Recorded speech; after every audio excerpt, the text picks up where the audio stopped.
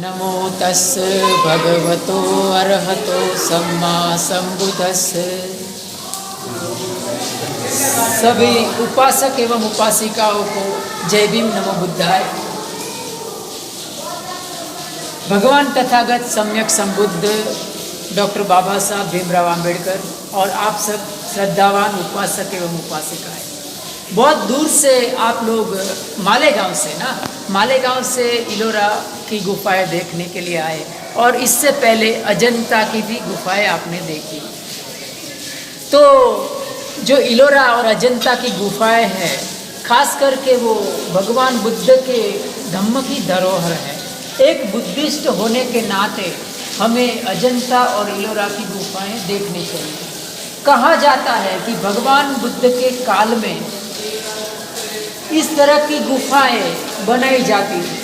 भगवान बुद्ध और उनके जो भिक्षु थे वो ध्यान करने के लिए आनापानसति और विपस्सना का अभ्यास करते थे। तो आप सब देख सकते हैं कि हर एक गुफा है, हर एक जो पूरा बिल्डिंग है वो एक ही चट्टान में से उसको खुद कर बनाया गया है, एक ही चट्टान में से।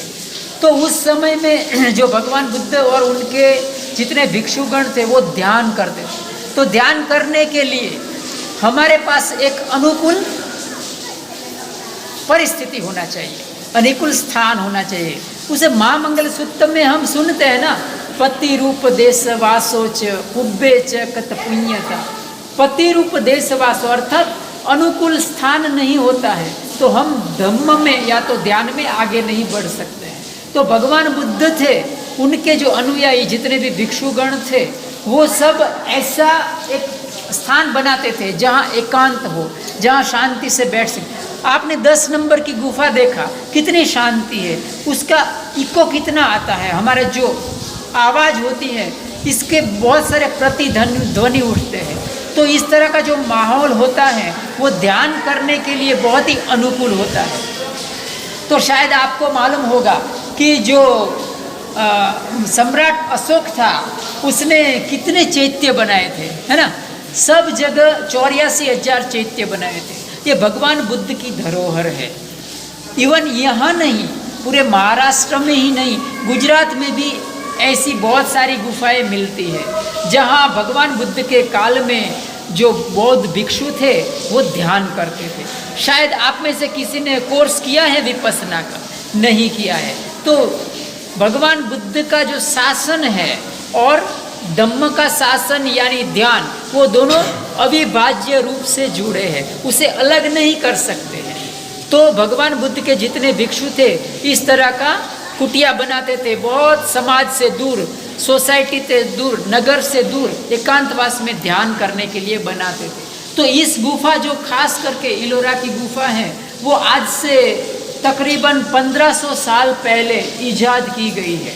1500 साल पहले यानी भगवान बुद्ध के 1000 साल बाद। आप सोचिए कि कहाँ तक सही है कहाँ तक गलत, ये हम कुछ नहीं कह सकते। हो सकता है कि ये भगवान बुद्ध के काल की भी हो गया है, उसको विश्व प्रसिद्ध धरोहर के रूप में उसे स्थापित किया गया है। तो ये जो 12 गुफाएं हैं पहली, वो भगवान बुद्ध के अनुसंधान में हो और बाकी की गुफाएं हैं अलग अलग संप्रदाय की है। लेकिन मैं आपको बताना चाहूँगा कि जो ध्यान की पद्धति थी, जो ध्यान की बात थी, जो ध्यान का कॉन्सेप्ट था वो सिर्फ और सिर्फ भगवान बुद्ध ने दिया था। शून्य, ये जो गुफाएं हैं हम जो देख रहे हैं उसे भगवान बुद्ध के काल में शून्यागार कहा जाता था। शून्यागार का क्या अर्थ होता है?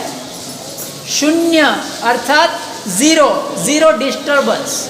जीरो डिस्टर्बेंस का अर्थ होता है एकांत, एकदम बाहर का कोई भी डिस्टर्बेंस नहीं है होता है, वहाँ आदमी आराम से ध्यान कर सकता है। तो इस तरह की पूरे भारत में अनेक स्थान पर ऐसी गुफाएं हैं और वहाँ पर आपको भगवान बुद्ध और उनके भिक्षुगण थे उसके शिल्प देखने को मिले। गुजरात में भी है, पूरे भारत में बहुत जगह है। क्यों? क्योंकि भगवान बुद्ध ने ध्यान का बहुत ही महत्व बताया था, एकांतवास का, शांति का बहुत महत्व बताया था। एक छोटी सी बात आपको बता के मेरा वक्तव्य में ख़त्म करूँगा।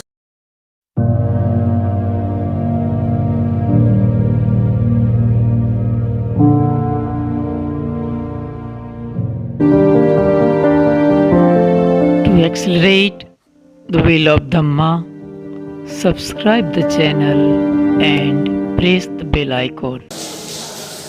बिंबिसार का बेटा, क्या था नाम उसका? अजातशत्रु। क्या नाम था? अजातशत्रु बिंबिसार का बेटा था।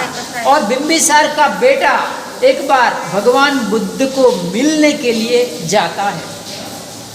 तो उसको मिलने के लिए उसे जाना होता है तो पूरे सैन्य के साथ जाता है। उसके साथ रथ होते हैं, बहुत सारे उसके सैनिक होते हैं, वो जाते हैं।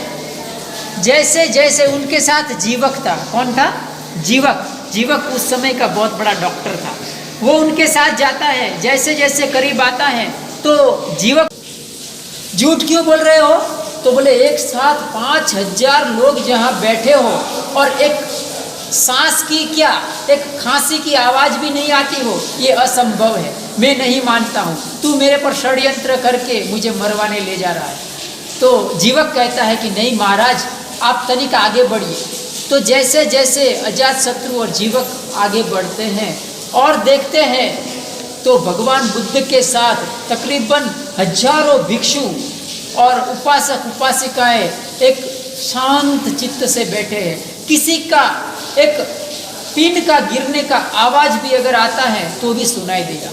इतना शांति के साथ हजारों की संख्या में लोग बैठे थे। तो आप समझ सकते हैं कि भगवान बुद्ध कितने शांति प्रिय थे। तो उस शांति प्रियता का ये सबूत है। इलोरा की गुफाएं, अजंता की गुफाएं, ये उनकी जो शांति प्रियता थी उनका ये सबूत है। भगवान बुद्ध के बारे में ऐसा कहा जाता है कि संसार में सबसे ज्यादा उन्होंने धम्म देशना दी। भगवान बुद्ध ने सबसे ज्यादा धम्म देशना दी और सबसे ज्यादा संसार में वो चुप रहे, सबसे ज्यादा वो शांत रहे। तो आज के दिन ये आप इलोरा की गुफा देखने के लिए आपका दिन और आपका जो जीवन है बहुत ही सफल हो।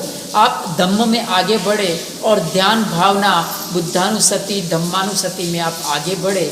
आपका सबका बहुत मंगल हो, समाज का एवं धम्म का बहुत आगे बढ़े, हम सब खुशहाली को प्राप्त हो।